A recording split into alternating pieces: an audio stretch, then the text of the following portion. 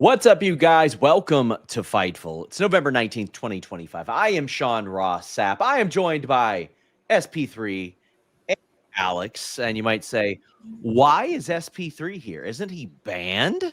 Well, apparently not. And apparently I needed a little bit more time off.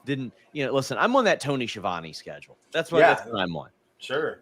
When the shows go longer and I'm going to have like a 9-10 hour in a row on screen streak, we'll have SP3 on the show. But I did want to appear at the top of the show and talk about a few things, plug a couple things. This was a very, very good Dynamite. This is the kind of Dynamite I think they should be having the weeks of pay-per-views. Instead of doing pay-per-views with 15 matches, I'm like, take 3 or 4 of those and put some really important things on Dynamite. And I thought that they did a really great job of that. And they're still going to have 14 matches on this Full Gear show because that's what they always do. I am going to have a full Scoops thread on Saturday about that. But how can I tease this story? Thursday, I'm planning to release a story on FightfulSelect.com that will make sense of something on this show that might not make too much sense right now. That will be at FightfulSelect.com. And starting December 1st, WrestleVotes is joining FightfulSelect.com. So please go ahead and subscribe. But I also wanted to briefly speak with Alex and SP3. I can't believe we'd be on here plugging somebody else's interview, but Ariel Helwani, who is a friend of mine, did an interview with Tony Khan, and they had not great relationship dating back to an interview they did a couple years ago where I could tell what happened. Tony was in his typical promoter speak mentality, and Ariel didn't want that. He wanted answers about the CM Punk thing. He couldn't get answers about the CM Punk thing. Tony Khan couldn't answer it, and then just leaned on promoting all of his stuff. And the funny thing is, I thought Ariel got more out of that interview than most people do get out of interviews. But when I talked to him, he's like, man, that interview sucked. I hated it. And that just led to him having a bit of a disdain for Tony and saying some really, I thought, personal stuff that he shouldn't have said, like low blow. But I know that Adam Hopkins, AEW's PR guy, worked really, really hard and got that interview and got AEW talent on there. And what resulted was a very media-trained Tony Khan who stayed on topic and answered like a million things. And I'm like, this is what we in the media have been wanting for a long time. Tony is very respectful to all of us and very nice to all of us in that regard. But he often gets off topic and will talk for like 15 minutes about the history of why Anna Jay and Ty Mello are together. We don't need that. We watch the show. But I'm interested, and I think that everybody should check it out tomorrow. There is a media scrum, and that will be the tell. That will be the indicator of whether or not this is how things will be moving forward. And if I were Tony Khan, and I'll start with SP3, this is the direction I would go moving forward because WWE has completely cut their top people off from wrestling media. Were you surprised by anything in that interview?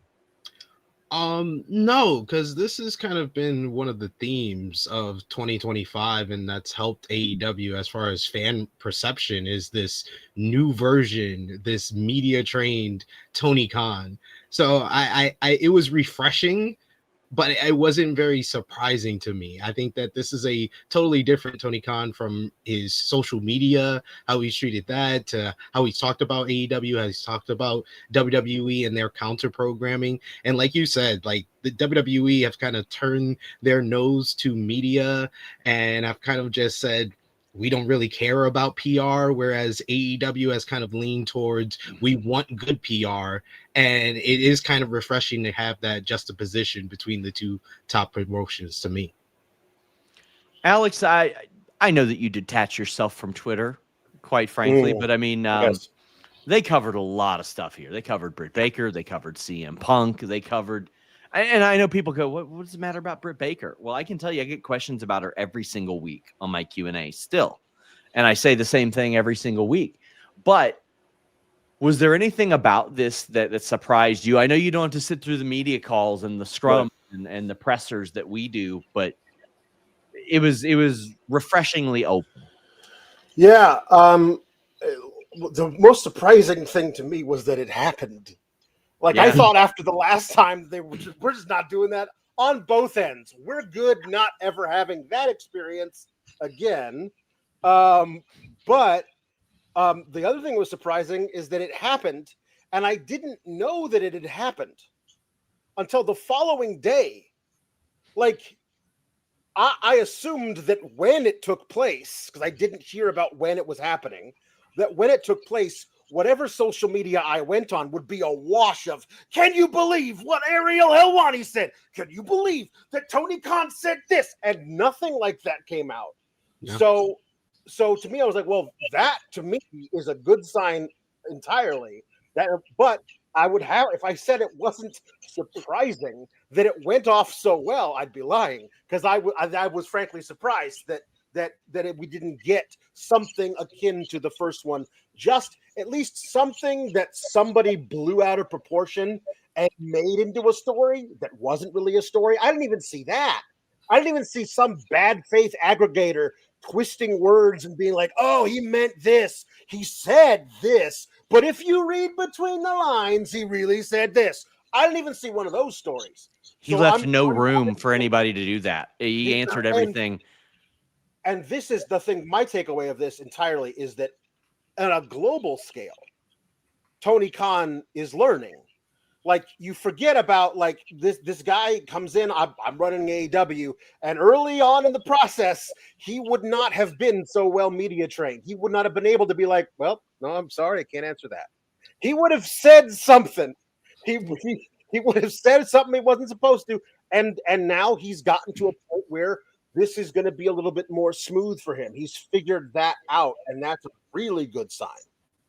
Just a note, we're getting somebody's background audio on one of your sides. So if something's coming through the speakers, let's rectify that. But the only thing he couldn't answer was the Andrade thing. That was it. And he even said, he's like, listen, I'm sorry.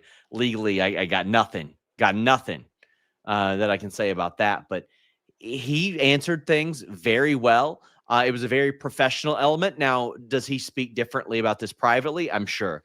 Myself and Con Man spoke about this today on The Hump. Go check that out, guys. But I'm sure he does privately, but publicly, you know, those bad faith people love going at him for when he goes off about that stuff. Like, there's no winning with some people like that. But if you just stay like, no, cool. WWE can counter program us if they want. We'll run in the afternoons and we'll succeed. And I take it as a compliment. And by the way, also, I like that these 4 ex-AEW people took a picture together because it reminded me of a really great picture that got taken backstage at Double or Nothing 2020 when Moxley and Cody were like this with 2 title belts. I thought he answered everything almost perfectly and fairly honestly. Like, I mean, he even said, the Hardy Boys think that the TNA WWE partnership is to hurt AEW. What do you think? And he goes, I think that's a correct opinion, and I take it as a compliment. Yeah. I thought that was refreshing. Now, what I hope, and God, I hope an AEW person is listening, because I hear it from enough of them when I criticize their segments. Please let tomorrow's scrum be the same way. Please let the presser on Saturday be the same way. We don't need to know about Eddie Kingston's entire creative journey en route to the Continental Classic. But I thought tonight was a promising show.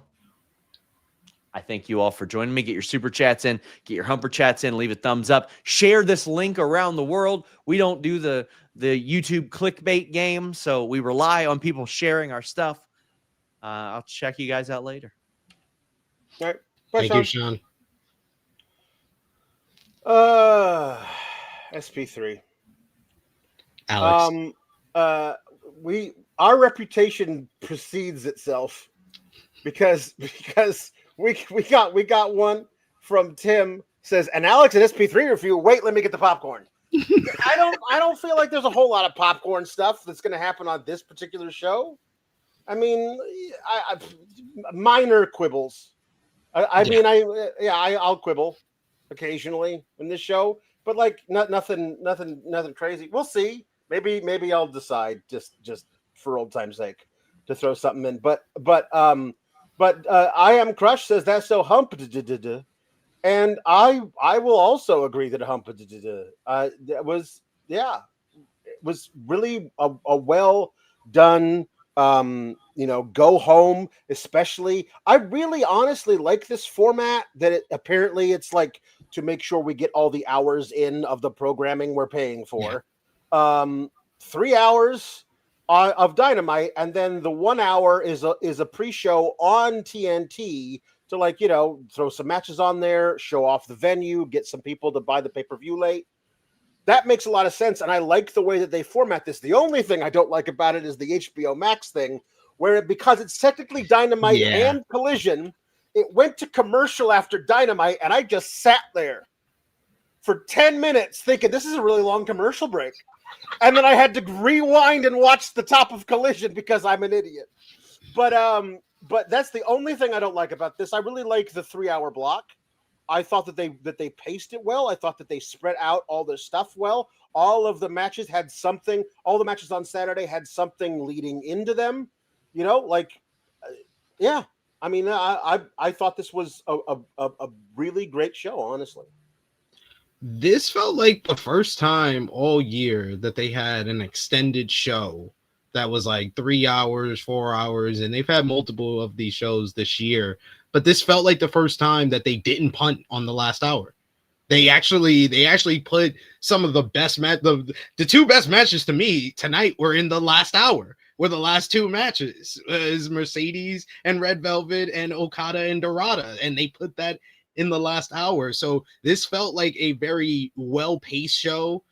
You knew what everything was kind of setting up for the pay-per-view, and then you would learn some new stuff for like the AEW Women's Tag Team Tournament with the semifinalists in a four-way at Full Gear. You had the whole angle with Kyle O'Reilly and Jon Moxley to make their match official. Had a whole angle with Kenny Omega's return. So they sprinkled in the angles, but they gave us 9 matches on the show when they advertised 7 and then gave us 2 extra for the hell of it. And those 2 extra were honestly 2 really good matches as well. Like there was nothing really that bad on the show. I thought this was a very well done go home show to get you hyped for Full Gear if you weren't already, and then also deliver a kind of a mini pay-per-view that kind of sat in between 2 pay-per-views, with last week being Blood and Guts and then Saturday being Full Gear.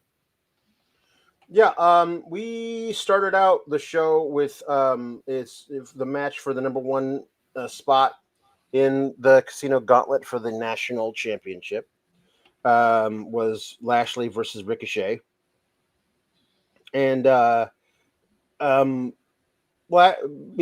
Ricochet, cuts a promo being an ass. And professional wrestling dictates that he showed his ass, and then so Bobby Lashley kicks his ass, which he does. Like this was effectively a squash, and this is my first quibble of the night. Ricochet's too damn good, man. He's unless you're booking him to win the national championship, in which case, okay, but him running his mouth, that's his deal. He's a mouthy heel. He doesn't have a signature catchphrase. He has a signature catch laugh. Like this guy, like he has a persona that demands that he does this. He's getting all the heat. That's great. And Lashley eventually just runs through him.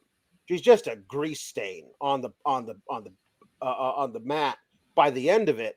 And I'm like, if you had asked me like 6-7 months ago, who's the hottest heel in AEW right now, it'd be Ricochet. Like he was doing amazing stuff from the toilet paper incident.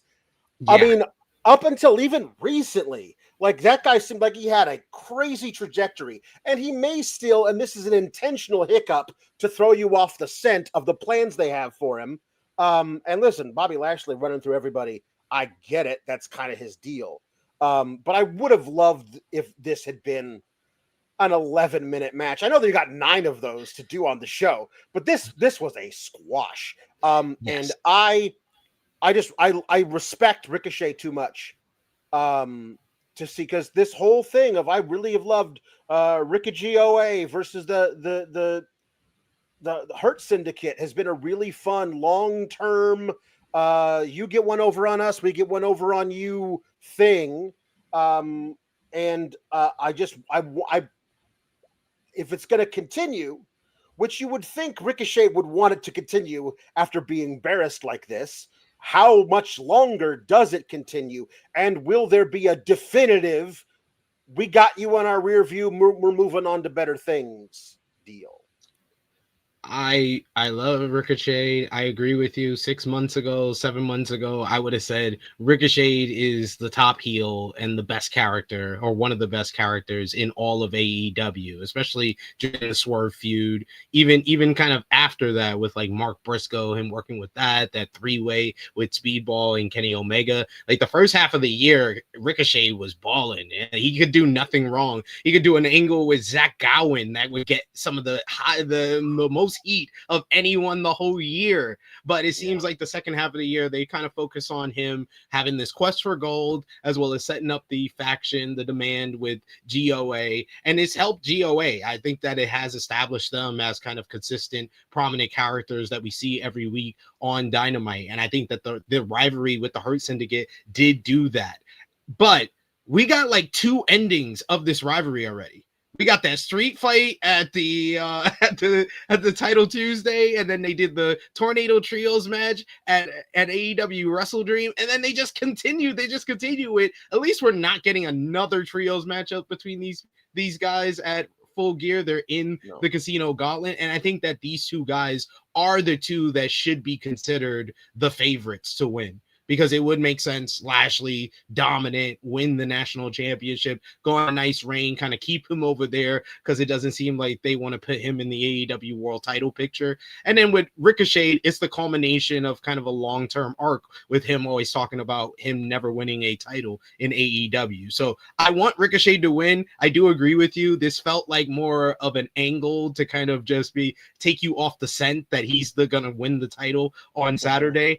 But I think the promo went on a little too long. I don't think he needed like a 5-minute promo. You could have cut that down to like 2-3 minutes. I don't think this needed to be the opener of the show. I much prefer the next match we're going to talk about be the opener of the show. It felt like more of a Dynamite open. And then Lashley didn't need to beat him up so long. He should have just hit him with a spear right after he was done with the long ass promo. Mm-hmm. Yeah. If you're going to squash him, squash him. Just squash him. Just squat, hit the spear, 1, 2, 3. Yeah, there you go.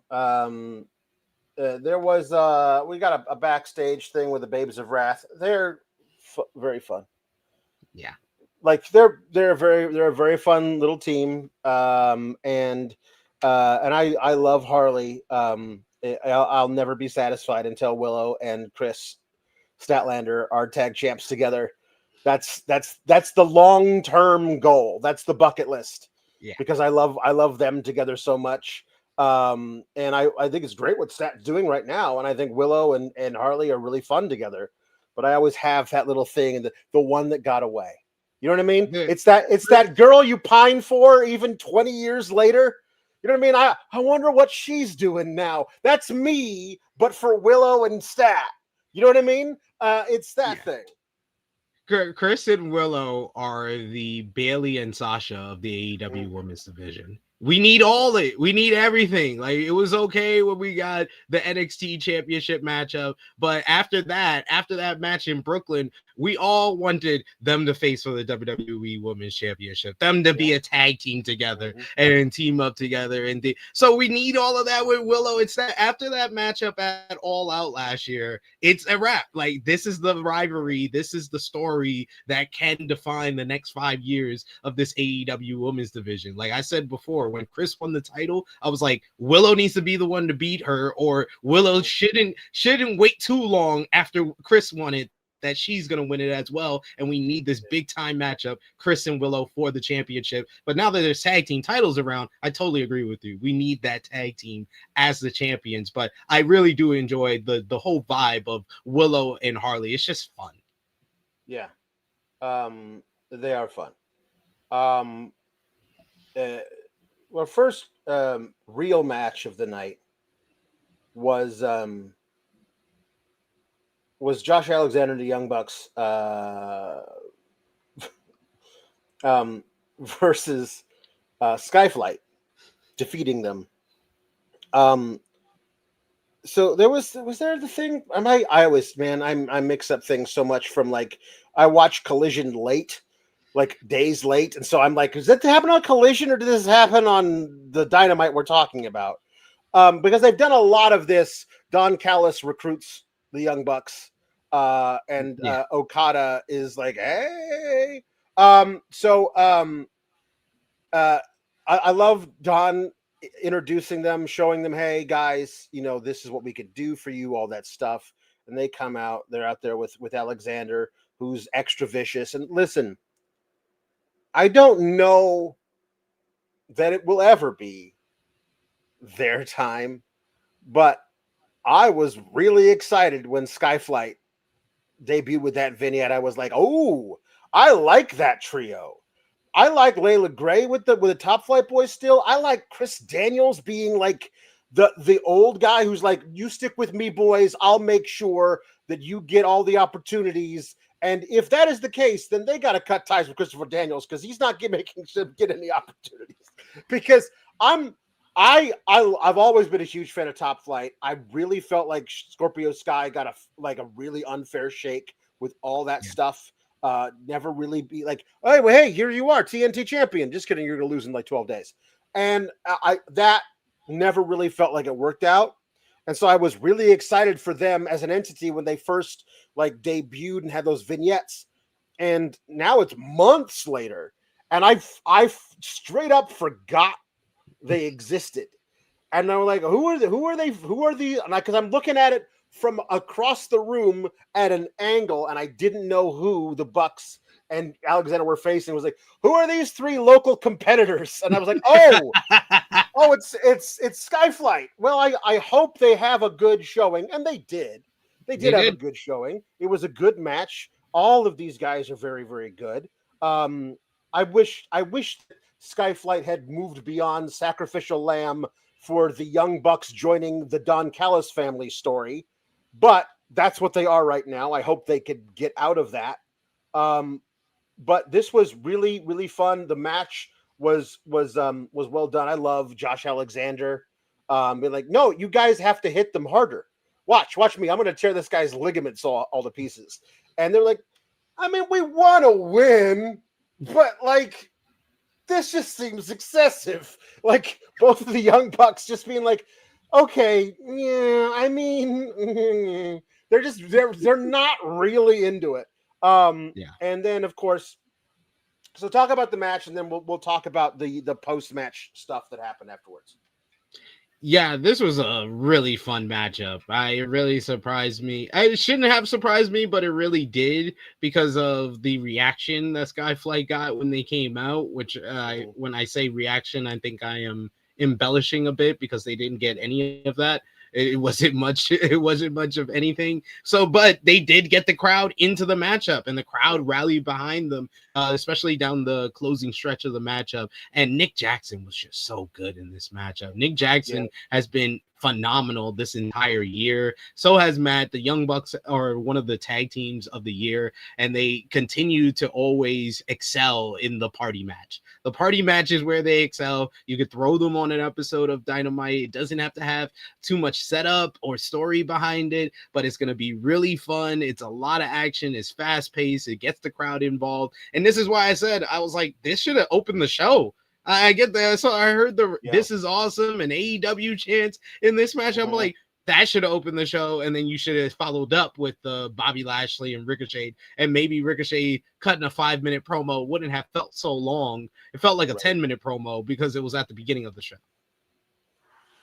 Yeah. So after the match, they're going to do more extracurricular beatdowns of Skyflight.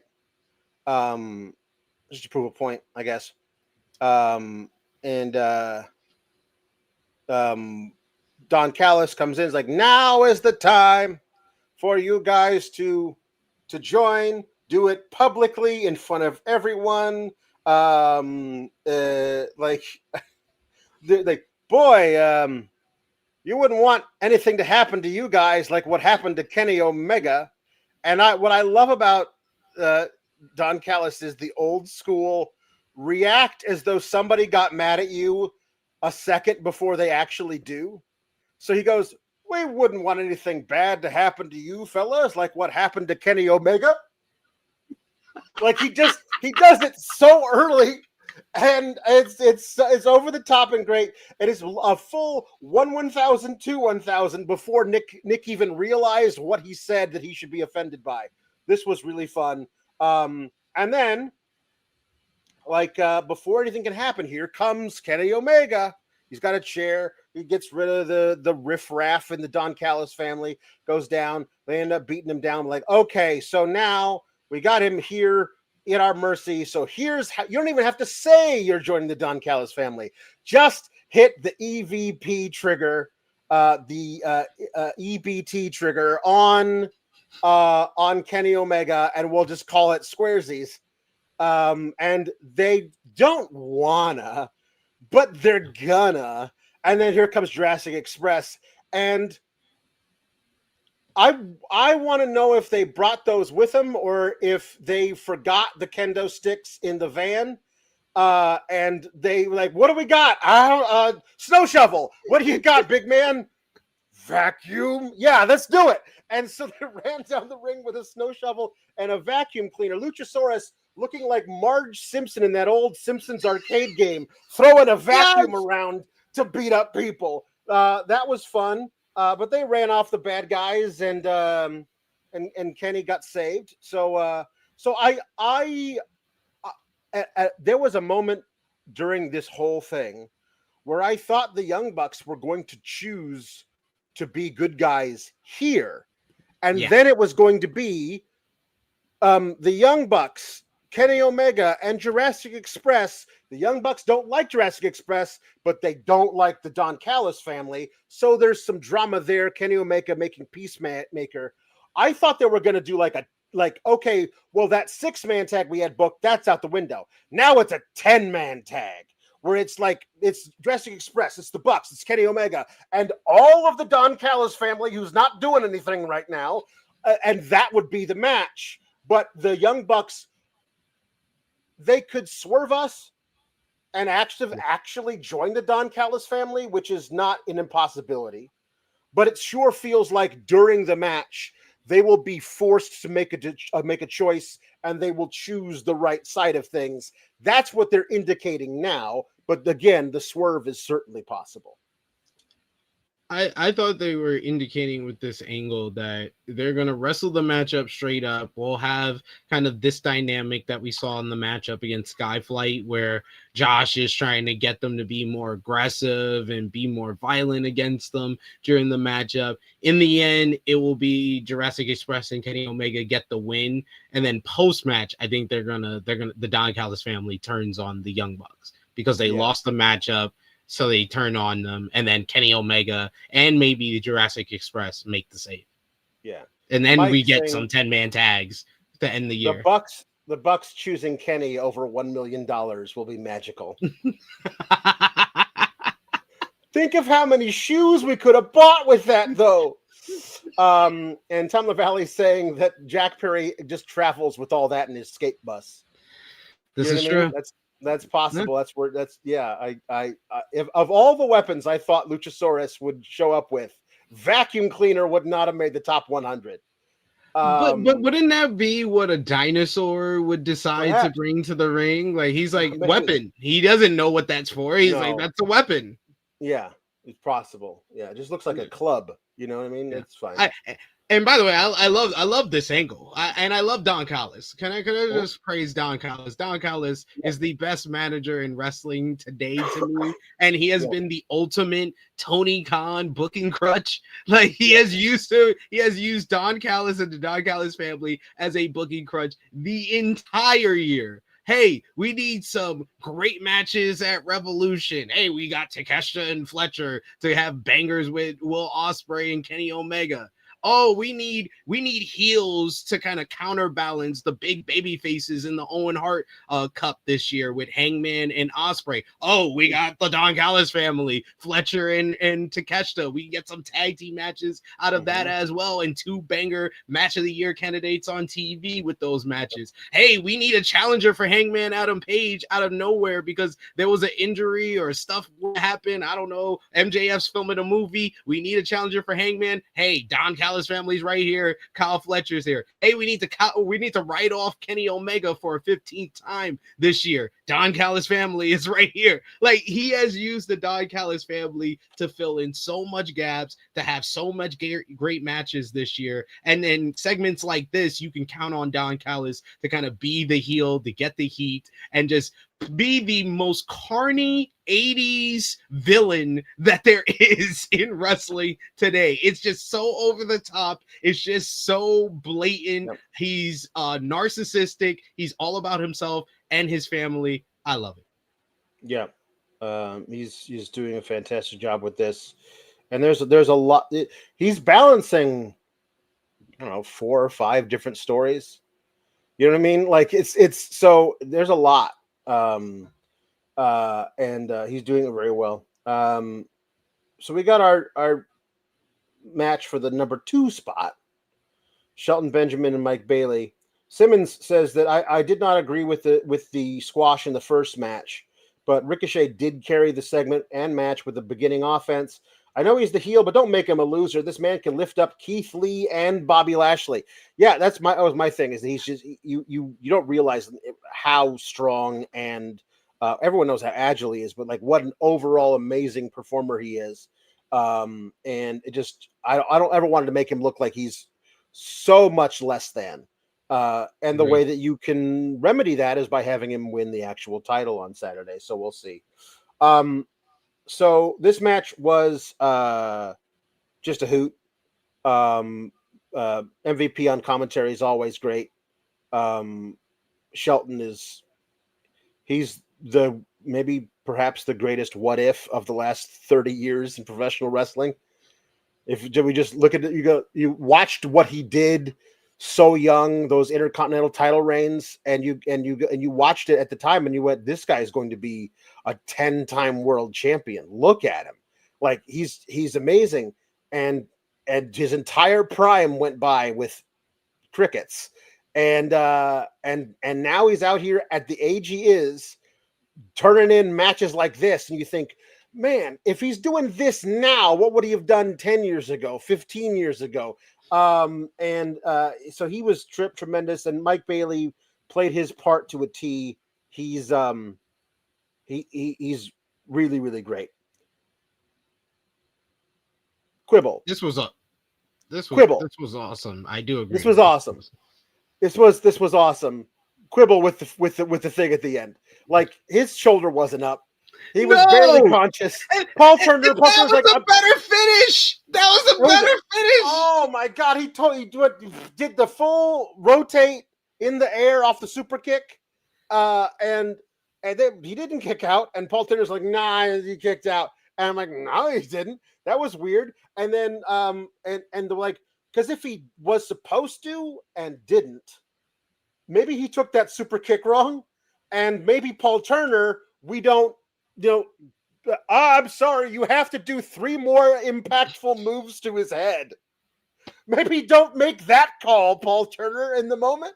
Now I was like, he's like, he needs to die. The whole crowd is like, he's already dead. He's already dead. And like, to me, if Speedball is all right and he wasn't like just knocked loopy on that, I kind of feel like this is him and Shelton making the decision. That's the finish. That was too good. That's the finish. We changed things. But the referee is like, no, you got to hit him with 3 more moves. I forgot. Dante asking any update on Speedball. He has said he's good. We're good. Yeah. And then he asks for the Doug of the night, which is the thing from apparently a Sean show he did solo where somebody asked for the dog. He's got that dog in him, but he accidentally spelled Doug. He's got that Doug in him. So now if somebody is a Doug, that means they're a dog. And I would say, if you're talking about toughness, it's either a Mike Bailey or Dorada, who ended up just spiking himself on his head and is like, I'll get up and take 8 more moves. Thanks. So he seems to be more a Douglas to me. He's the Douglas. He is the Douglas. Douglas of the night to me. Oh my God. I'm gonna think about that when I go to sleep. I'm gonna see Mascara and Dorada get dropped on his head. But yeah, no, Speedball Mike Bailey deserves a lot of credit. This was a banger matchup. I thought this was the best match of the night so far up to this point. This was the first really great match to me on this show, where I even despite that whole botch with the pinfall and everything, they just still went out there and had a just excellent matchup, just going over the top rope. The arm bars were really good. The wrestling, the German suplexes were crazy. Man, this was really well done. And it reminded me that, man, before Shelton was doing tag team and the tag team title scene, he was having banger matches on his own. Maybe we should do more of that. We should do more Shelton Benjamin singles matches. And I agree with you. Shelton Benjamin should be considered one of the biggest what ifs in like the last 20 years, because he came up in a class that included John Cena, Brock Lesnar, Batista, and Randy Orton. And out of those names, he might be the best in the ring at his peak. Like at his peak athletically, like Jim Ross was talking about, the best pure athlete in the WWE today. But it was just a series of what ifs. He got into he lost the Intercontinental Championship, I think, to like Carlito in 2005. He went on a losing streak, which WWE always seems to do when somebody loses a title, especially in that era in the 2000s. And then he was managed by his mama. And then his career was never the same again. Somebody call my mama. Yep, that was somebody call my mama. And it wasn't his mom. It wasn't his real mother. No, they got Thea from a freaking, like, she was on BT. I remember her. She was on a couple of BT sitcoms. And then she became Shelton Benjamin's mama. So every time I see her, a TV show or movie at like midnight on BET, I'm like, Shelton's mama, getting that IBMD credit. Oh boy. So Inflatable Carnival says, N. Simmons says that Shelton should be a 6-time WWE champ, helping Cena on his retirement tour. And then he says, fun fact, Speed actually lost his head, but it was faster than you can blink, because that's how fast he moves. And then Inflatable Carnival says, okay, so the end result of this is 1 and 2 in the Gauntlet is Lashley versus Shelton, which is, I think, the best way you can do that match in AEW without having to break them up first. This is a good way of doing it, or I guess you could put them both in the C2 or something, but like, this is a really cool way of like doing it briefly, tests of strength. One guy throws a guy, the other guy gets up and throws the other one. That could be a lot of fun. But then he says, well, who should come in third? And he says MJF. MJF coming in third to try and get a little revenge. But my thought is only if they do the Casino Gauntlet after they do the TNT title match, because the last thing MJF said was, the next thing I do is murder Mark Briscoe. So what better way to murder his spirit than to cost him that title match and also force him to go and live in servitude to the Don Callis family? That would be a good MJF revenge thing. So if you can only do a return moment once. And to me, MJF straight up said to the camera before he went away, I'm not doing anything else until I ruin Mark Briscoe's life. So if he comes back to, like, in a gauntlet match, like rough and tumble with the Hurt Syndicate, it doesn't really speak to what he said. And I want in this case, I want MJF to be a man of his word. When he says, I'm going to ruin your life, I want him to be consumed with that and nothing else and actually act on it.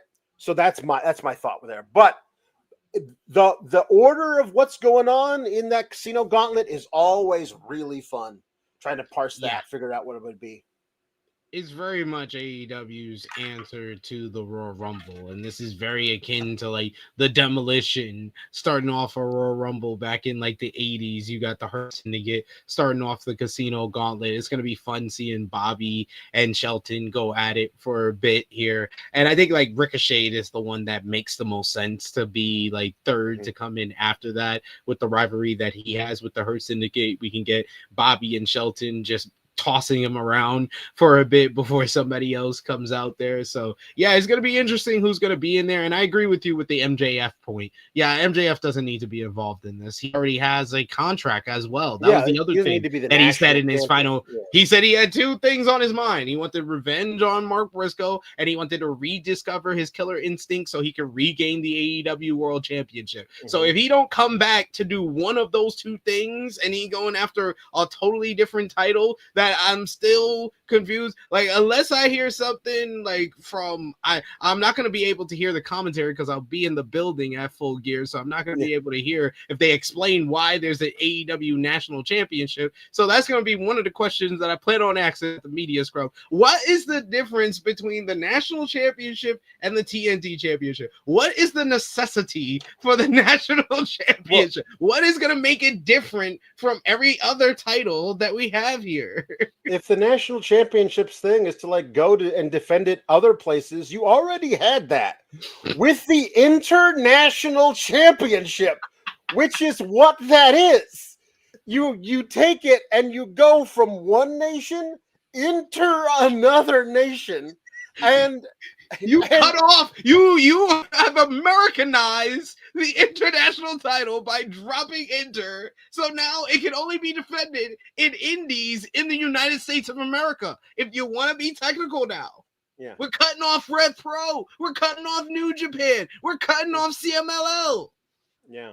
Well, no, CMLL is kind of like national. Yeah.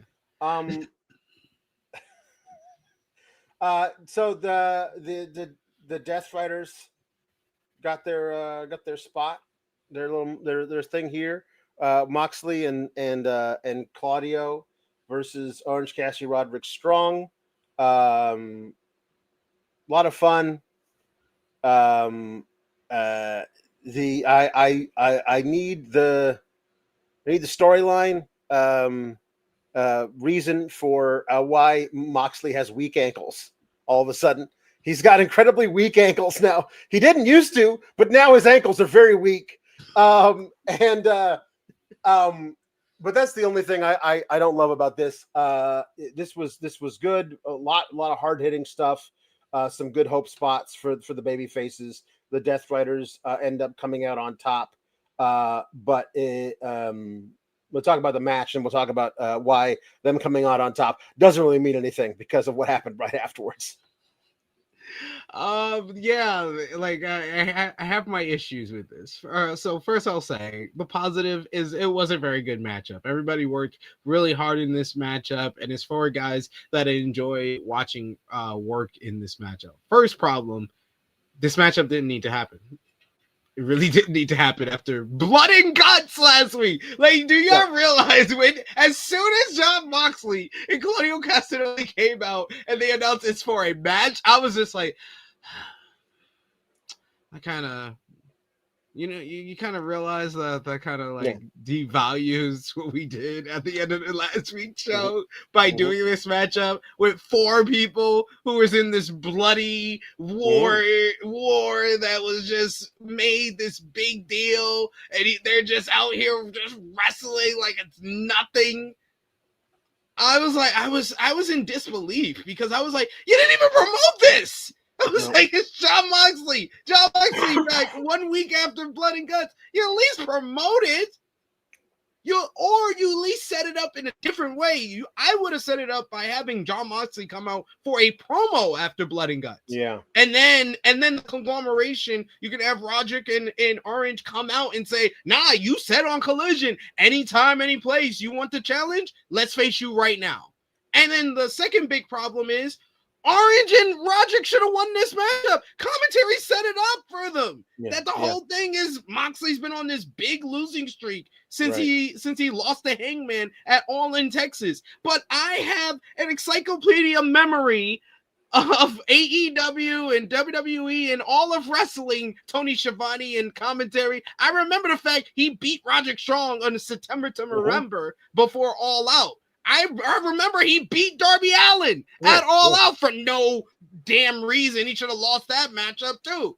But like, don't tell me that they're on this long losing streak and then he wins. And then he wins inconspicuously. And I get the story is, oh, if he has help from the Death Riders, he wins. If he doesn't, he loses. I get it. I didn't need to reestablish that story on this show 1 week after Blood and Guts. And just the way you did it, it was just like unannounced. Here is former AEW World Champion, like a Wrestler of the Year candidate, one of your biggest stars, Jon Moxley, in a tag team matchup. After last week, he tapped out and quit on his team, and everybody thought that would be the reason why his team would basically betray him, and then it's just coming out, and he's just walking around with, oh my God, this is like the worst follow-up to this men's Blood and Guts I could have imagined.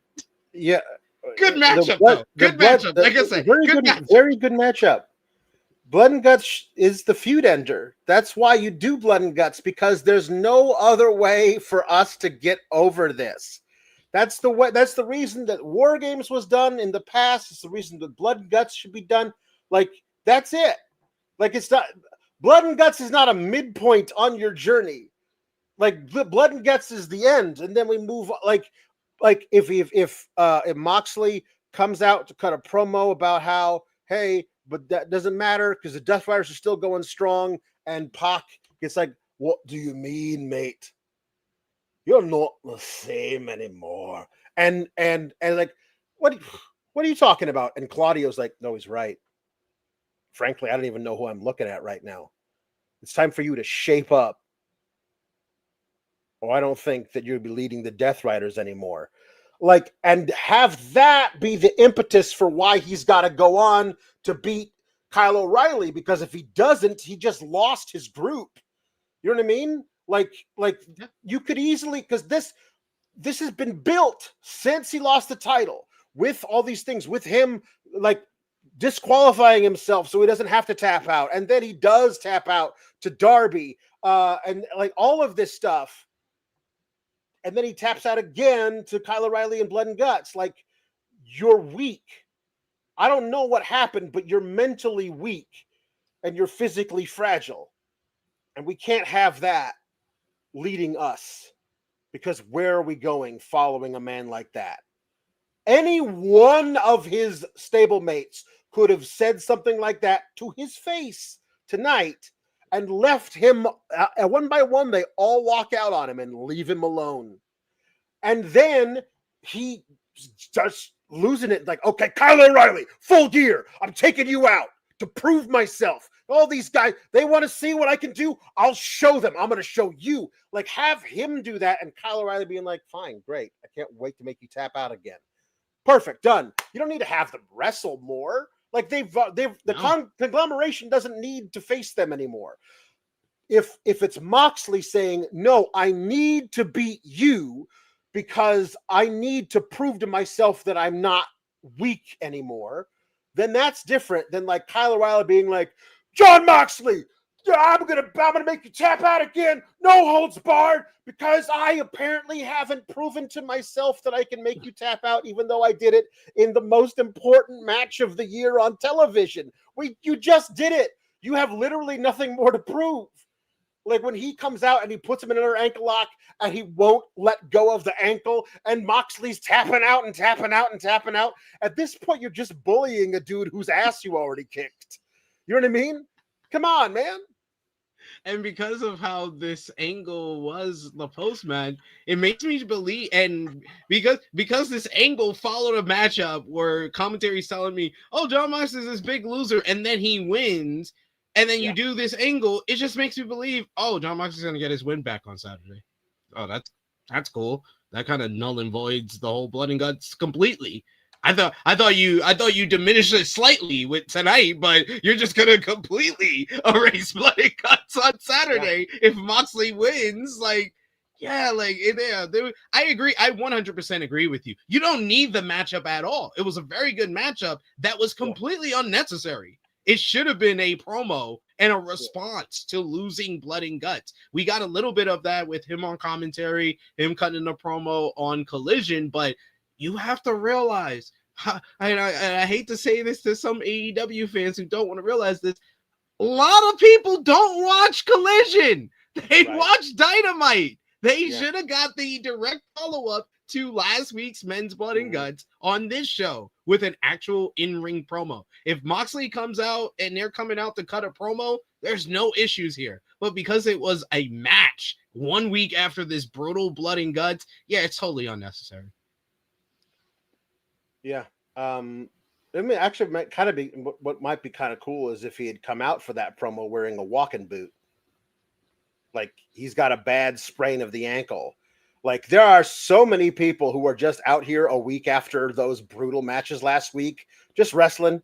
At one point, they said of somebody, I think it was Mina, none the worse for wear after last week. Shouldn't she be though? Shouldn't she be some the worse for wear after last week? After this matchup, I was numb at that point when Mina and Toni come out and they were in the direct finish of the women's Blood and Guts. And I love their entrance, but then I also thought, I was like, they just lost some Blood and Guts matchup last week. They're dancing. I mean, I don't need her to be all the worst for wear. Just some the worst for wear. None the worst for wear is impossible. She could have had a bandage on, right? I don't know. Brian more or less says, I really need feuds to move on after Saturday. Death Rider still feuding with Darby in the conglomeration. Fletcher and Briscoe. Hurt Syndicate and the Demand. Joe and Hangman. I hope all of these are done. I don't think the first one won't be done. Fletcher and Briscoe. If Briscoe just wins, I can't imagine Kyle Fletcher just leaves and doesn't want his title back. And if Briscoe loses, well, then that feud has to continue with Mark Briscoe, like sabotaging all of the stuff, like doing bad. Listen, Mark Briscoe being Daniel Bryan to the Callis family's Wyatt family is not a thing that I need on television, but apparently that might be what they give us. But I hope to God Joe and Hangman is done. Like, it's just, we didn't need that twice in a row. Like, Hangman moves on to something, a real honest-to-God feud to define this part of his reign. If it's not him and MJF yet, it should be something important to bridge us to when he faces MJF. So, yeah, I hope that part's done. Yeah, Joe and Hangman is the one that most needs to be done. And it feels like the way they built this out and the fact that it's a steel cage matchup, that they will be done at Full Gear. I totally agree with you. The first one, unfortunately, I think we're going to see Death Riders and conglomeration until the Death Riders go to their death, apparently. Hopefully we get a new chapter though. Like I think we have exhausted the post Moxley loses the world title era of Moxley in charge of the Death Riders. We need the next chapter of, I'm hoping the result on Saturday is Kyle O'Reilly wins, Death Riders turn on Moxley. We didn't get the promo that we should have got, like Alex described on this show, but just do the turn at Full Gear, and then we can get a promo from Pac. I think Pac is the most kind of set up to be the leader of the Death Riders, especially if they set it up properly with him beating Darby Allin. And I thought he had a good promo on this show where Pac's he set promo that tonight, up. man. He's a really good, sinister, low promo, really good stuff. I think that he could be a great leader of that faction in Moxley's absence. I kind of want it to be a thing where like Moxley calls all of them down to the ring to help him versus Kyle O'Reilly, and they all come down to ringside and then just stand there. You got yourself into this, get yourself out. And if he can't, that's when they all turn on him. But like, is that going to happen? Like, if I had to put money on it, I would say probably not. And then maybe they'll do that at World's End. But maybe if there's something else in wrestling you wanted to put money on, you could do it at my bookie. If you're watching a show on Fightful, you're probably an educated wrestling fan. You probably see where the storylines are going. No, you think you know who's going to win the matches and all that stuff, but listen, you want to add some additional intrigue to it. MyBookie AG allows you to bet on pro wrestling and MMA and boxing, everything that we cover at Fightful. But we also do a little bit of gaming at Fightful. You like esports? MyBookie AG has you covered. Get a $50 bonus when you deposit $100 or a $100 bonus when you deposit $200 with the link in our description below. But you can bet on anything, anywhere, anytime. And you can score up to a 100 bet back bonus up to $500 if you're a new customer of MyBookie AG. We only want you to bet what you can, and please bet responsibly. They have the best support system in the business. But whether it be sports, esports, wrestling, casino games, or the Oscars, MyBookie AG is where you can go to bet on it. Yes, MyBookie is we're trying to get them to do more with the with AEW, but they have they've got great lines. They're ones we use. Sean runs over on Fightful Select, the best $6 in the business over there. Everybody aggregates off of us. Maybe just get on the ground floor, cut out the middleman. But here, back there, he always runs some lock picks, and they're always very lucrative if you enjoy. But putting down some money. Brodito had a promo tonight. Fine. I did not realize that it has been 9 years since the Revival and DIY match, and I feel so ancient. But I like that they brought it up. It would been 9 years since they had the greatest tag match of all time. And I like that Harwood is like, and since then we've had like 8 other best tag team matches ever. So we're gonna have another one. We're gonna beat you. This was all fine. I like this is all this needs is the promo stuff. We didn't need to get anything else from these guys going into that match. The match is gonna be great. I don't need another FTR reign. They're the best tag team maybe ever, but I don't need another reign from them. But if it's a transitional reign to like Jurassic Express, who everybody seems to love and be super down for, I'm fine with that. If there's another babyface team they want to slot in there, be the tag champs, I'm cool with that as well.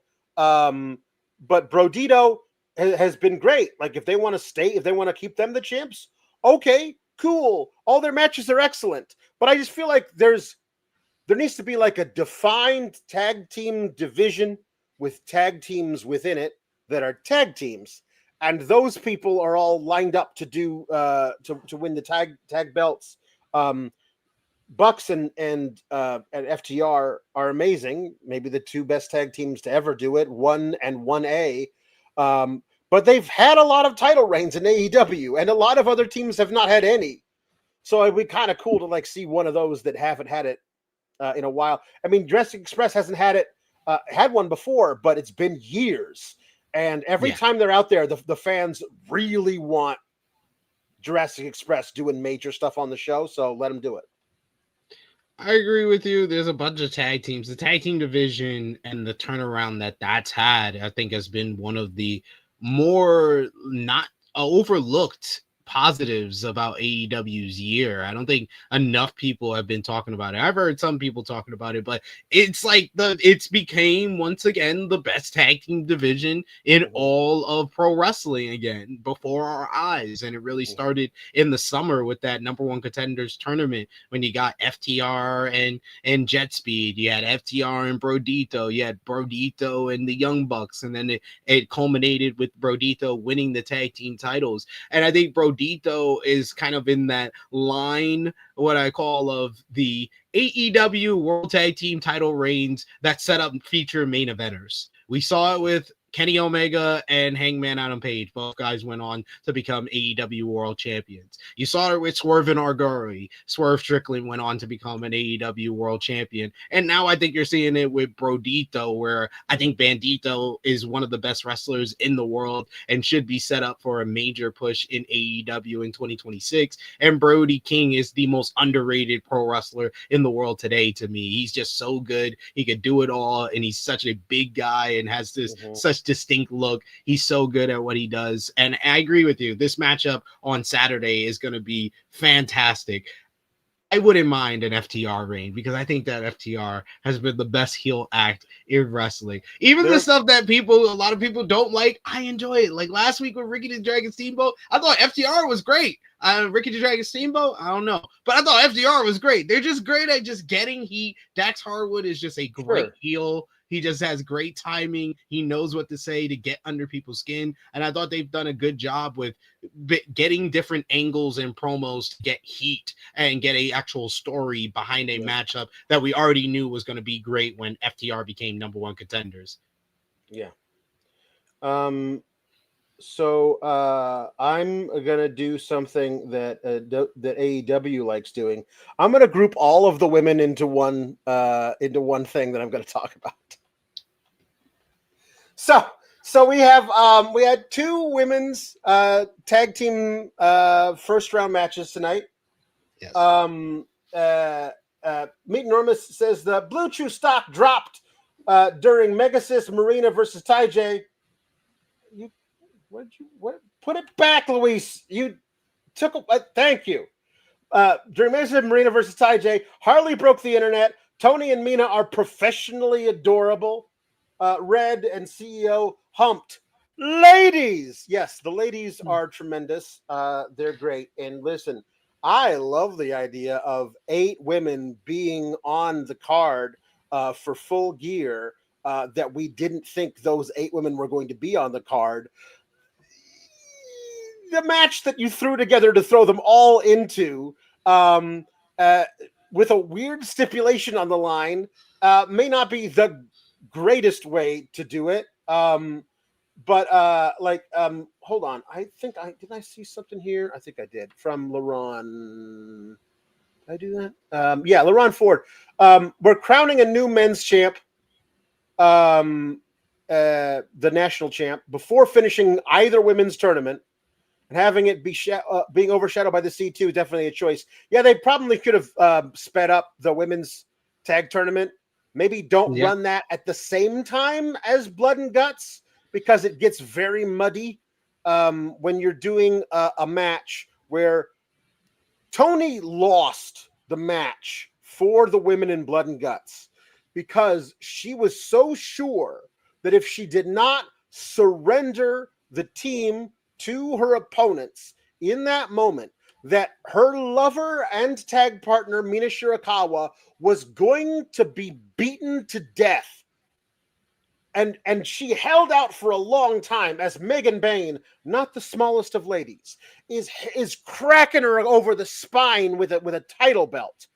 And then the next week, Mina comes out and they do a little dance, and we get Excalibur saying Mina Shirakawa none the worse for wear after last week. And I just like if she was going to die if you didn't surrender, the following week she should not be none the worse for wear. She should be the worse for wear. Have her like, oops, like this is too bad. We've got to have our match a week after that.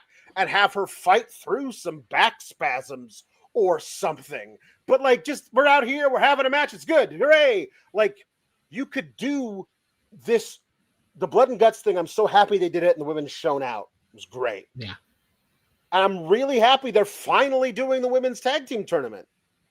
But like, Jamie Hayter challenged everybody to a Blood and Guts match in September. And weeks after that, we started a tag team title tournament that just today had its final 2 first round matches. Like everything kind of got all like you did the first 2 first round matches, and then you did a Blood and Guts build. Then you had Blood and Guts. And the Blood and Guts is over. Now it's our next 2 first round matches, and then I don't know when we're doing the semifinals after Full Gear. If you would ask me when they said we're doing a tournament, where is the finals? Where's the finals going to be? I would have said Full Gear. It's weeks from now. You have so much time between now when you're announcing the tournament and when Full Gear is, and they're just not. They're not. I certainly hope they don't try and push it off until like World's End or something. Like it needs to be like the semifinals need to be immediately following Full Gear. But that's right when the men's C2 is happening, which you know is going to get all the primes TV slots. So like this feels like you had a bunch of great ideas and said, "Whoops, we got to do them all at the same time." And I'm here to tell you, you don't. You just need to plan things better. That's the thing. You just have to plan things better. And I'll tell you a big thing that I haven't seen a lot of people mention. Why were there multiple episodes of Collision that didn't have a women's tag team title tournament? Why are we doing squash matches to set up the women's tag team tournament when we could just do the women's tag team tournament on that show? And we could have done the semifinals we could have done both semifinal matches on this show to set up the final at the pay-per-view. That is much simpler than what was set up on this show of a 4-way with the semifinalists, and the winner gets to choose the stipulation of the semifinals matchup. Oh, so the semifinal matchup gets to be special, but the final match, how are we gonna determine the stipulation of the final now? Now the final, and now it's gonna be what? It's gonna be in the UK when they go to the UK, I guess. Maybe that's the big thing that they're gonna do with the Women's Tag Team Championship tournament. I don't mind that, but I totally agree with you. Like, they wasted so many different shows, and this is for all the people that I saw comments in the chat that was like, well, it's their fault for not watching Collision. For the other thing that I said, well, then put some women's tag team title tournament matches on Collision. Then it goes both ways. Like, but use the time that you have to. You did it in the third hour anyway. TayJay versus Marina, Shafir, and Megan Bayne, but they were all on Collision last Saturday. I think they were all on Collision the Saturday before that. We could have done this matchup, and we could have done Marina and Megan Bayne versus the Timeless Love Bombs 1 week after they were involved in the final scene. If we're gonna have them wrestle 1 week after Women's Blood and Guts, at least do the matchup that we all want to see. You could have easily set it up to be like the two semifinals are at Full Gear, and the finals of the tournament is Thanksgiving Eve in the main event. It's a live Dynamite. It's not taped. It's a live Dynamite. Get people to come to the show. Like, that's a major deal. The first time ever women's tag team champions are crowned. You don't do a fatal 4-way with a weird, because, okay, so let's say one of the teams wins, and so they pick a stipulation for them and their opponent. So the other semifinal doesn't have a stipulation? That's not fair in the least. That's really weird and bad and dumb. Like, have both semifinals at Full Gear, and then we know during Full Gear you could promote it for the rest of Full Gear.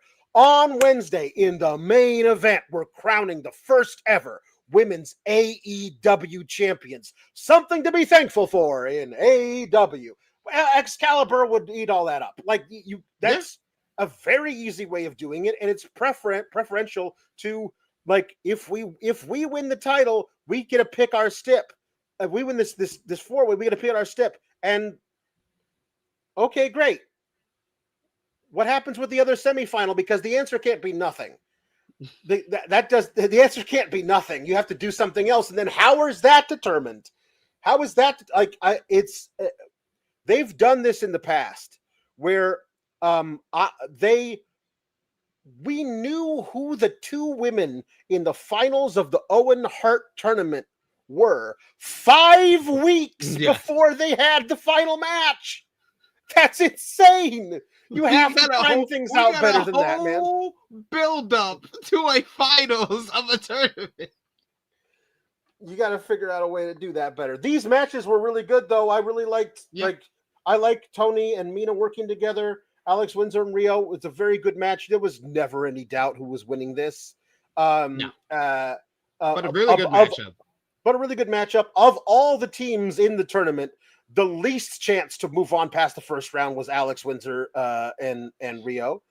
Just because of who they were facing in the first round. This is also I have a problem with too, because like Chi-Town Spurs saying, I didn't think TayJay needed to win the tournament, but seeing them go out in the first round to a makeshift team who were just in blood and guts, and Megan's in another tournament in Japan, felt harsh.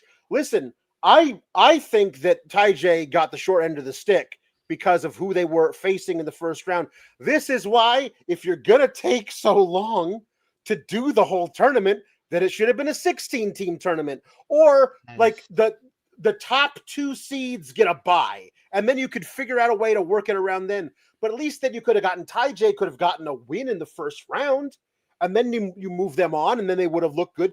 But the thing is, whoever was facing the dream team of Megan Bayne and Marina Shafir in the first round were losing to them, because you need to build them up as the unstoppable heels. And what I do actually enjoy here, going into the semifinals, is that you have a lot of, honestly, you could talk me into two different matchups in the finals. Like Toni and Mina getting revenge on Megan and Marina for what they did to Mina. But also, let's not forget, all of the sisters of Sin were all holding Toni back and causing her to not be able to help Mina. So if they meet in the finals, then Toni and Mina getting revenge on them, and Toni Storm and Mina Shirakawa as your first ever women's tag champs makes a lot of sense to me. Like it just does, because Toni's your biggest star. Mina's a lot of fun. They work really well together. Absolutely, that could be a thing that you would want to do.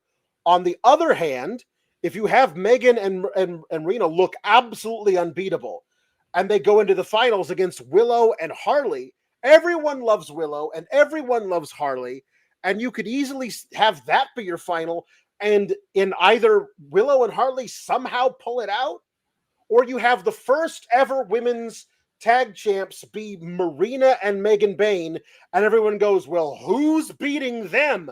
And then you have a whole bunch of babyfaces teams like chase them and try to be the one who can topple them somewhere at like Revolution or Double or Nothing. There's a lot of really good options. I don't think the Sisters of Sin have a chance of winning the whole tournament, but I'd love to be proven wrong because I love both of them. But I think that the Final Four has a really good makeup of how we're going to decide who's the women's tournament, women's tag champions. I just don't want the tournament to end somewhere around Valentine's Day, because at the pace we're going, that seems to be how long it's going to take. I mean, at this pace, yes, that is how long it's going to take. First, I wanted to mention about both matches. Like I said, I thought the Timeless Love Bombs versus Windsor and Riho was a very good matchup. Everybody worked really, really well together. And I like the story of the matchup was the Timeless Love Bombs are the better team. They worked together more. They were doing the hip attacks, the sweet cheeks music at the end, and then Toni hit the Storm Zero to pick up the victory. So they told a nice story. Love their entrance. Love their new entrance theme. Y'all can argue with me all you want. That entrance was spectacular. I don't care about Blood and Guts, but Blood and Guts, the women's ending, I will give them credit for. That the fact that how I saw it was, it really wasn't, oh, Toni is seeing the woman that she loved get murdered. I thought that it was Toni getting like past trauma, because Megan was whipping her the same way that she got whipped by Mariah May. So she was having PTSD. That's the reason why she surrendered. That's how I saw it. So it is okay. It is, I have that reasoning in my head where I am able to accept the fact that Toni Storm and Mina Shirakawa are out here 1 week after Women's Blood and Guts, that I didn't have for Jon Moxley and the Death Riders coming out after the men's Blood and Guts. It didn't damage what happened in the Women's Blood and Guts or diminish it in any way to me. And then they went out and had a good matchup, and I thought Megan Bayne and Marina Shafir They just are a beastly tag team. And I remembered that one of the last times that me and you did a podcast together, we did it right after AEW Dynasty, and you were really down with the result that Toni Storm retained the AEW Women's World Championship against Megan Bayne. But after last week, after how they look tonight and what she's doing in wrestling right now, it feels like Megan Bayne is right back to where she was before Dynasty. Somehow, some way. I don't know how they did it, but just 7 months and later, not making her lose for 7 months. It did it. It's amazing what that'll do. You know, having her take her first loss in April and then never lose again all the way to November. Wow, that really worked out for her. It's honestly the fact that she got that match and lost it after being what an absolute force of nature. To me, is one of the reasons why I would really like. I honestly probably would really like to see her become the first ever women's tag champs. Like it's a really cool thing to put that on her, give her that rub, give her that honor. Honestly, the biggest problem I had with the entire tournament is putting Mercedes and Athena in a tag team, and like these are your two top women, like right out. They're not 1 and 2. They're like 1 and 3 in your entire. You put them in as a dream team in the tournament, and they lose in the first round, and then Mercedes gets to move on and do other stuff, and Athena's right back to ROH. Exactly. At that point, just if you were going to have Willow and Harley win their first round match, they could beat anybody. You don't need to like Athena and Billy. If the whole point was for Harley to pin Athena to set up a Ring of Honor Women's World Title matchup, you didn't need to give us the super team in this tournament at all. It should have been the story of Mercedes has no friends and couldn't get into the tournament. I'd much rather that than what they did. But I do agree with what you said earlier. I do like the fact that the Final Four give us two interesting matchups that have a story to it. The Timeless Love Bombs going on to the finals and getting their full revenge, beating both Megan Bayne and Marina Shafir, and then the Sisters of Sin. That tells their story of redemption and fulfilling that redemption from the woman's blood and guts. But like you said, Babes of Wrath versus Megan Bayne and Marina Shafir, that has plenty of story. It was Megan Bayne that broke the nose of Harley Cameron and cost her months of her career. Marina Shafir and Willow Nightingale have been at the center of the whole AEW versus the Death Rider storyline throughout the entire year. So that would make a lot of sense in the finals as well. So I like the fact that the 4 teams that we have, we just got to work on the pacing and just not wasting shows, not wasting opportunities to kind of, we could have done this at Full Gear. Like you said, could have done the 2 semifinals at Full Gear to set up the finals on the post show. Could have done the 2 semifinals on the pre-show and did the finals on the pay-per-view. Like you could have done it. There's multiple ways they could have gone around this, but we're here and we're going to have 4-way, and the 4-way is going to be plenty of fun, but it's not really what we want. Yeah. Toni does cut a promo after Megan Bayne and Marina Shafir win. Says we're going to win this fatal 4-way, and then we're going to get our stipulation that she said, John Moxley, when you see what we do to your 2 little women, you will piss yourself with blood. And I'm like, okay, Toni. She's the best. She's using witchcraft to give John Moxley kidney stones. We got Fletcher and Briscoe backstage. None of that, whatever. The fun part about it was that they had agreed to no physical contact, but Kazuchika Okada didn't. So he comes and attacks Briscoe from behind, and Fletcher is like, hey, thanks for you not agreeing to no physical contact. And Okada's like, I was happy to do it. They just know because Takeshita's not going to do it. Takeshita couldn't do it. Him being a petty bitch, like Okada as petty bitch, is something I never thought I was going to get to see on American television. And he's been knocking it out of the park.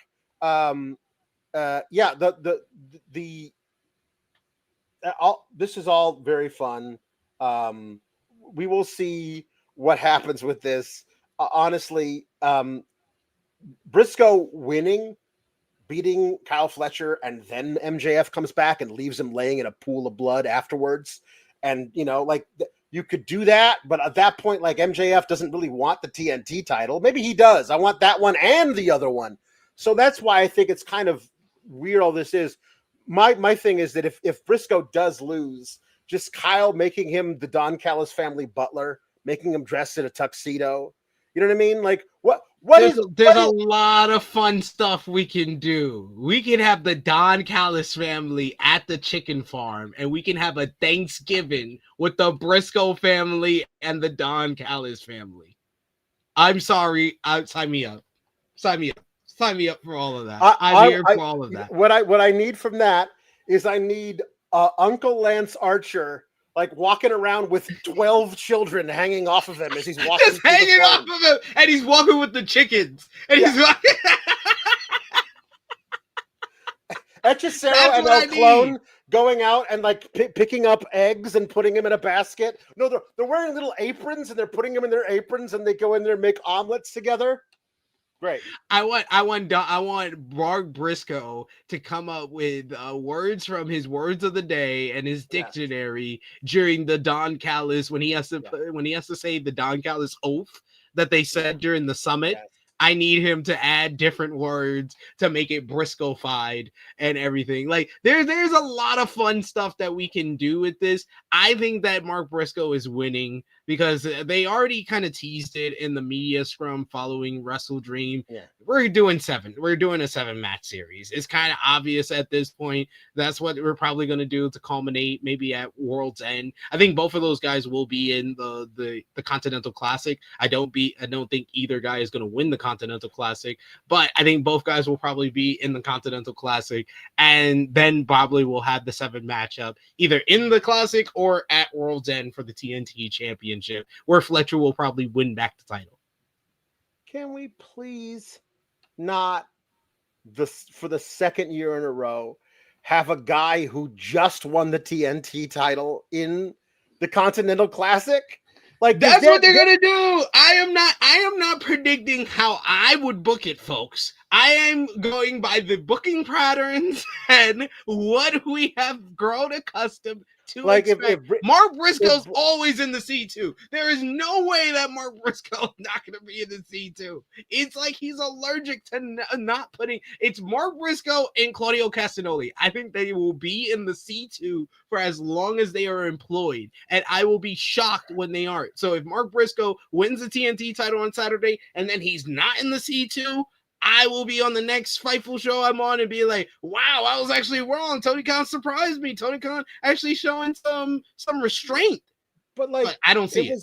It was such a bad idea to put Danny Garcia in the Continental Classic right after he won the TNT title, because then he lost 4 out of his next 7 matches.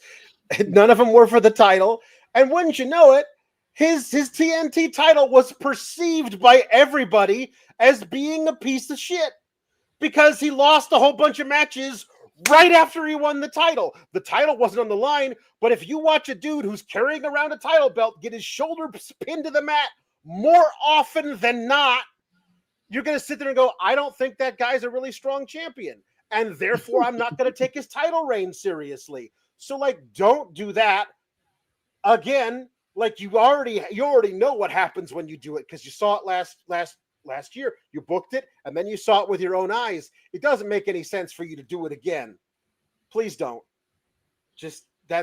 Don't do that. No.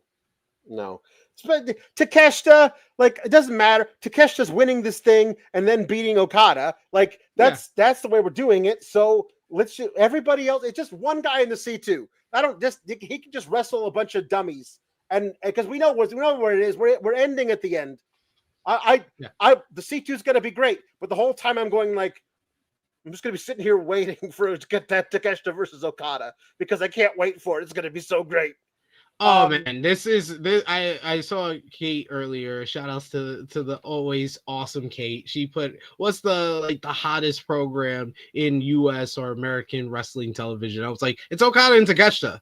And it's not even remotely close. I'm not that nothing on WWE television, nothing on TNA television, nothing else on AEW television is as hot as that. That's the match that I want to see the most. And the little things that Okada has been able to do to kind of, you see him just getting more and more under the skin of Takeshita, his flirting with Fletcher, him going back to Japan when he literally left Japan under the worst circumstances possible, where everyone who leaves Japan puts someone over. This guy went out and didn't want to put over none of these young guys. He's not coming back to put over a young guy. No, he's coming back to face Tanahashi again. And they're gonna sell out the Tokyo Dome, and he's gonna steal the Tokyo Dome main event from Takeshita as well. This is the ultimate storyline for me. Mm-hmm. The fact that they have crossed over and used this storyline in a way that makes a lot of sense, because Okada and Tanahashi should headline the Tokyo Dome because that is the draw. But it also helps out the whole storyline between the two Don Callis family members. It's incredible. Yeah. Lieutenant Photo, I hope we at least gave you some mini rants along the way. Just give me a rant on something. I mean, we did enough, I think. We definitely cracked the voices. That's important. That's part of it. So we got Kazuchika Okada versus Mascara Dorada in this weird stipulation where if Mascara Dorada wins, he gets a singles title match versus Okada. But if Okada wins, then he and two of his friends get to face Mascara Dorada and two of his friends. So I love Mascara Dorada's two friends being like, well, thanks a lot, dude. Like, you know, come on, man. Of course, those two friends are Mystico and Neon, but it's just funny to think of them as like his frat boy roommates. Like, well, great. Now we got to fight those guys. Thanks a lot. Whatever. This match was tremendous because Mascara Dorada at 23 years old is a phenom. And Okada is doing tremendous work. Okada for a while in AEW was like, I'll give you 3 stars. 3.25 if you're lucky. I'm not really going to try that hard. I'm Okada. And the reason he was doing that was to like lull us into a false sense of sleep. Yes. And then now he's like, banger, banger, banger, banger, banger, banger. I'm holding on to some stuff though, because my piece de resistance is that match with Takeshita. He knows he's saving up some stuff for that. So whatever he's doing now, as great as it is, you know he's got another gear he hasn't even shown us yet that he's saving up for that. Because he's putting too much work into the character stuff to not know how he's going to pay it off in ring when they finally do it. But this was tremendous, and Mascara Dorada is lucky to not be dead, because he tried to do a Hurricane Rana or something and just went right directly on top of his noggin, and then immediately got up and ran the ropes to take a big drop kick because he's insane. But this was a lot of fun, and yeah, I mean, Dorada is one of those guys that like you go, whoa! If that guy doesn't cause himself serious injury, what a career he's got ahead of himself. Mascara Dorada is one of those guys that you're just like, wow. Oh my God, he's going to be an absolute star because he's just spellbinding in the ring. Like last year for me, the wrestler that I discovered from one of the main promotions that I became like a real big fan of was Hechicero. And for 2025, it's been Mascara Dorada between the matchup with Bandito in Arena Mexico. I've gotten the CMLL subscription, so I've been watching those Friday Arena Mexico shows, and he's just always having banger matches with Neon and Mystico, which is kind of like Mystico is the uncle and he's wrestling with his two nephews. Like it's kind of like that relationship where he's the mentor to these two guys and kind of bringing them up. So that is kind of a fun dynamic, and they're always having spectacular matches, singles, tag team, and trios. Mascara Dorada is someone that you just go, hey, I gotta watch him, and wherever he's doing, I gotta see it. So I knew what we were gonna get in this matchup. We saw them have a instant classic at All Out with Takeshita in that three-way that they had. So I knew this would be tremendous as well, and it absolutely was. He was great in this matchup. He's flying all over the place, and just the way he's able to hit the Tijeras and the Hurricane Radas are just so smooth. It just always gets a wow. It always gets a reaction out of me anytime he hits it. And I know he's going to hit it. And just the different ways he's able to do it. Like the one way where he went onto the ropes. Okada looked like he was going to get him in a razor edge, and he was able to get him into the Hurricane Rana that way. And then all of that led to the final spot where Okada reversed it and dropped him right on the top of his damn toe piece. Oh my God. That was another instance like the Shelton Benjamin Speedball matchup where I was like, just end the matchup. That's it. That's it. Okada hit the Rainmaker. It's over. It's over. We need to go home now. But Dorada had to show us that he's all right. He gets a roll up. He starts doing more moves. I'm like, this kid, man, he better thank God that he's 23 years old. But what you said about Okada, man, I said on True Hill Heat last week, I was like, Speedball might be the best sighting of 2025. And I always go back, Double or Nothing. That was the difference. That's the turning point of Okada's whole year. Before May, Okada's really he's just sitting around. He's basically the Japanese incredible wrestler who's acting like Kevin Nash. He's getting a big check and I'm just showing up. I'll do the bare minimum here. The check is the same price either way.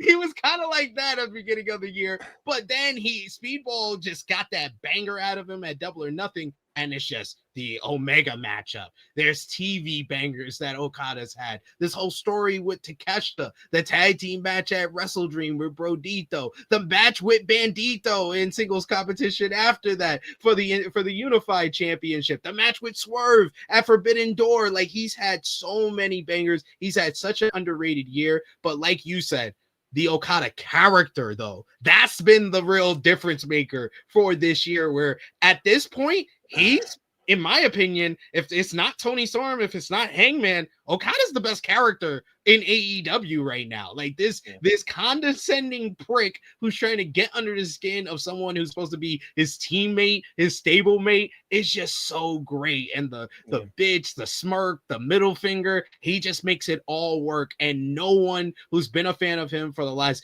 2 decades or since 2012, since the Okada shock, would have ever thought that he would be this character. Never.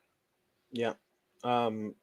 So not only Dorada, but his trios partner, Neon, are both 23. They were both 2 when their trios partner, Mystico, made his wrestling debut. They were also both 2 when Kazuchika Okada made his wrestling debut. When Kazuchika Okada makes his wrestling debut in Japan, somewhere in Mexico, there's a 2-year-old toddler that later, 21 years later, he'd be having this match with on AEW Collision. That's nuts. That's nuts. So he was only 9 years old when Mystico debuted as Sin Cara in WWE. That's the important thing to talk about. Carlos Cervantes says, I'm very into the Takeshita versus Okada feud, but I have a Mascara Dorada unified champ agenda that I need to push. Like, he's one of those guys, when you look at him and go like, well, he's 23 now. What's he going to be like when he's 25 or 26? That's a guy who if you have in your employ at that time, you absolutely put a belt on him for 100%. Yeah. He needs to be in the C2. I'll say it. That's the agenda. That's the campaign I'm on. Put him in the C2. Yeah. So with Samoa Joe on commentary, Hangman Page beat Katsuyori Shibata. Shibata being a bad guy now is the weirdest part of this whole thing, because he was. I don't think of him as a follower. So the idea that, like, if Samoa Joe went up to Hobbs and says, "Listen, I hate Hangman. We're gonna kick his ass out," Hobbs would be like, "Yeah, sure, whatever. That sounds like fun." But like Shibata would be like, "That is very dishonorable." Like, I feel like he would have said it into a Google Translate, but he would have said something like that is very dishonorable. So him just deciding, yeah, sure, I'd like to kick that dude's ass. It feels a little out of character, but it's fine. This was a lot of fun. I loved Samoa Joe and Danielson going at it on commentary. And Samoa Joe just never letting up. Was very fun. And Paige, this was never in doubt, but Paige definitely sold well for Shibata's stuff.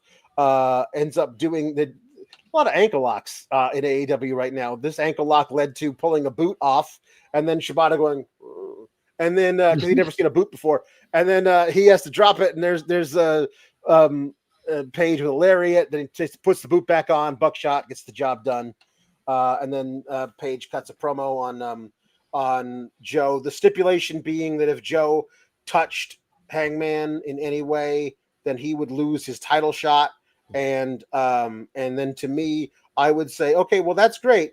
I need somebody to be like, I talked to Tony Khan, and he said that if that were to happen, he has a name in mind for who would get the title shot against Hangman Page on Saturday. Because if you put a stable in kayfabe, I understand Joe's just not going to touch him, but when you put that out there, like in kayfabe, you should.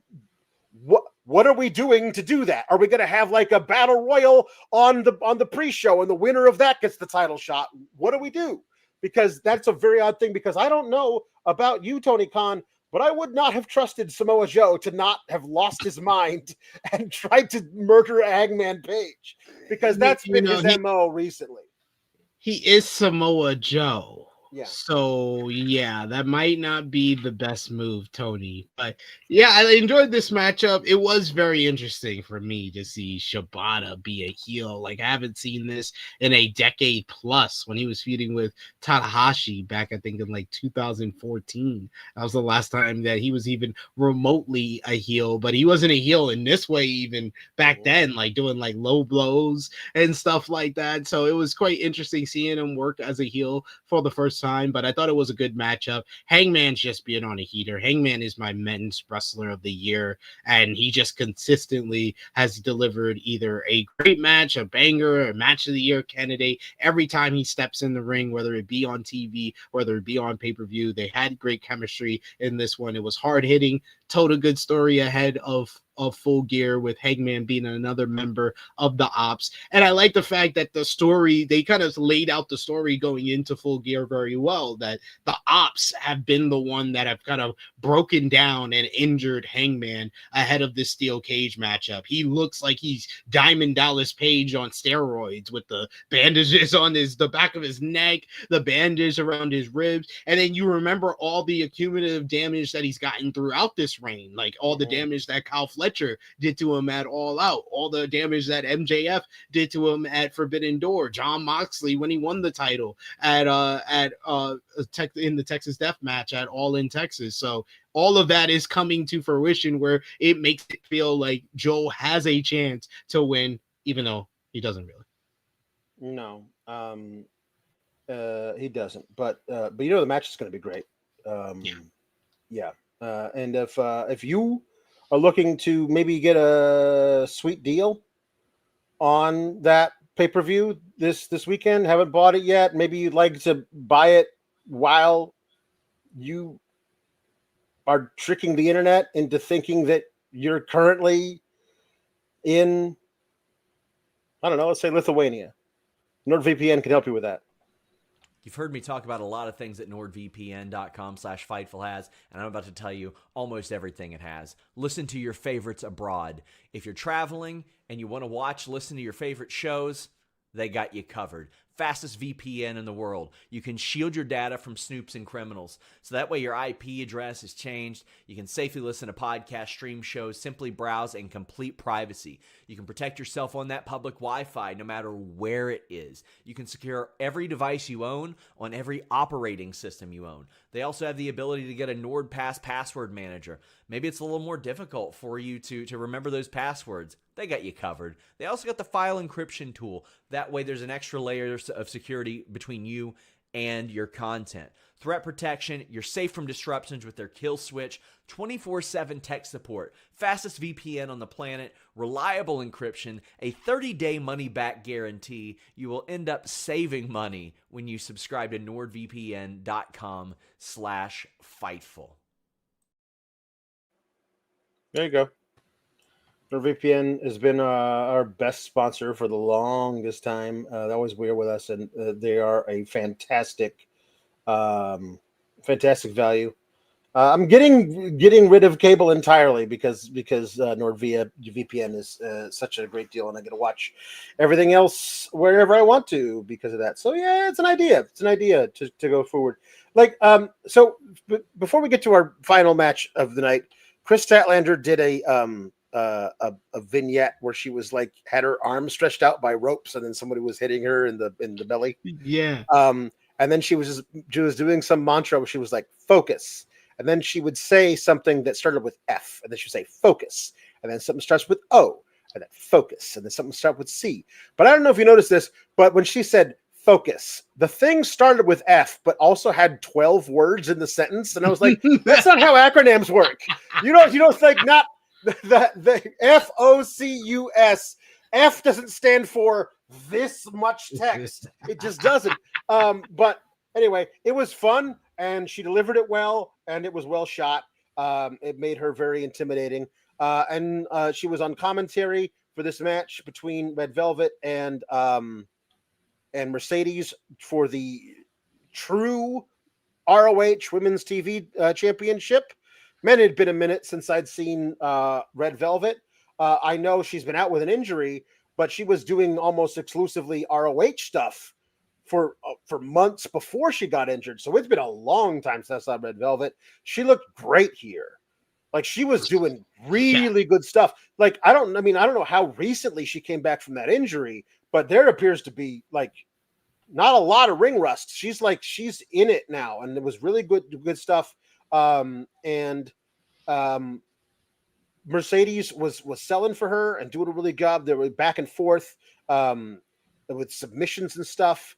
But eventually, I think Red Velvet was trying to do something to Mercedes from the top rope, where Mercedes twisted it around and did a giant jumping lung blower from the second rope.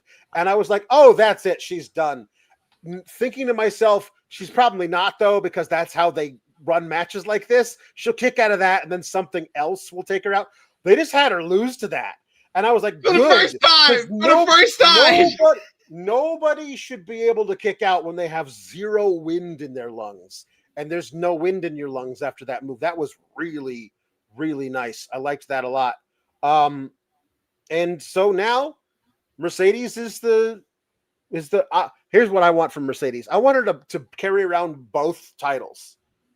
Yeah. Because it just means she has extra belts. Exactly. She got 14. And I have one, and no, you can't have one of these. I'm keeping them both. After the match, Stat kind of taunted her, and they did a little fracas, and Mercedes put her in the bank statement, the old bank statement, the moneymaker. I liked this. I fully anticipate Stat to win for a lot of reasons, but the story of Mercedes being she can win literally every belt, but she can't win this one is interesting to me, but it has a shelf life. Yes. If this is still her story, 6 months from now, Where's the movement on that story? Where's the move? Because we've seen it now. She couldn't beat Toni for it. Now if she can't beat Stat for it, at some point she either has to actually beat somebody for it, or her failure of being able to win that one has to send her into a spiral where she loses all the other ones. And that, again, you have to start actually doing those things at some point. Doesn't have to be next week, but it also needs to be before All In 2026, you know? Yeah. No, you're 100% right. We need the next chapter of this Mercedes character, because we kind of been in this whole character and the mode that he's been in since she came into the company. But just talking about the matchup, man, I did not expect that. I expected Okada and Dorada to be awesome, and that was my match of the night. But goddamn, I did not expect Mercedes and Red Velvet to slap like that. Red Velvet having one of the best matches of her career. That probably was the best match of her career. She's out here doing head scissors and hair from injury. First match back from injury. Man. That's insane, man. That's really good stuff. This might be one of the top 3 or 4 first matches back from injury that I've seen from anybody. Like, you would never have known. Yeah. Great stuff from her. Great stuff. They had great chemistry together. I like when Mercedes in the ring with someone like the size of Red Velvet, where she's able to do some of these power moves, like the lung blower, the first lung blower that she did. That second super lung blower, though, that wasn't a lung blower. Her knee hit her, cracked her right in the head. It cracked her right in the head. That was a concussive blow. That's why I was like, when that was the pinfall, I was like, yeah, that's good. Yep. That should be the pinfall. That is it. It is all over after that move. What a great matchup. And Red Velvet, man, she deserves some love. She deserves an opportunity on AEW television after that performance, a big time performance in the main event in Boston, in Mercedes' hometown. She really delivered here. And I 100% agree with you. Chris Statlander should win. And I like the story that they're laying out with that, where you can do the whole thing where they do the by the numbers, and you could be like, Mercedes is 50-0 in AEW. In non-AEW women's world title matches, and now she is 0-2 in women's world title matches. Like, you can build her up as she is undefeated. Whenever that title is on the line, that's when she loses. You can get one more title defense, because I think 0-3, it looks a little better when she eventually rule of threes does. Makes sense. Yeah. It makes more sense for, like, so whoever wins after Statlander, like if it is Willow, like we said earlier, then she loses to Willow. Willow gets her win back. She loses to Willow as well. And then eventually after that, then she wins back the title. She wins the title like the end of 2026. I think that's the story to tell. But I do agree with you. After this loss to Statlander, we need the story of her losing all these titles. We need the fall of Mercedes, because we need to, but by the time we get to All In 2026, I do agree with you. We need to be in the process, at least in the process of her climbing back up the ladder. We should be in that process at least. If it's not her climbing up the ladder by winning the Owen Hart Cup again after losing all her titles and winning the title at All In next year in Wembley Stadium, maybe that's the story to do, since it's going to be in August. You do have time between now and then to do her losing all these titles and then having to build herself back up. But yeah, we need to get to it. This loss at Full Gear should be some consequences for the Mercedes character.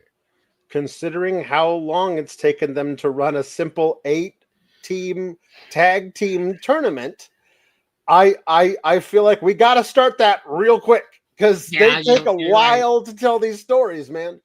But this was really good. This sent us right into the pape with some really good stuff. A lot of good things on tap. Should be a lot of fun. Final couple of things from people here. Brian more or less says I would book Kyle O'Reilly to beat Mox and then use that momentum to dethrone the other Kyle and free Mark Briscoe from the family. Ooh. I I do like that a lot. That like the conglomeration comes to the rescue. Conglomeration moves away from the Death Riders because they have their own infighting to do, and the conglomeration says, it's that video clip of the dog in the storefront and the guy walking up. I'm gonna get you out of there.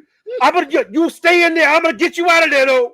That guy should be all of the conglomeration, and the little puppy in the store is Mark Briscoe. Could be a lot of fun.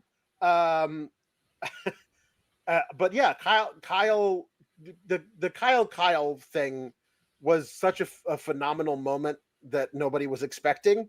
I think running that back for the TNT title on like a major show would be a really cool thing to do.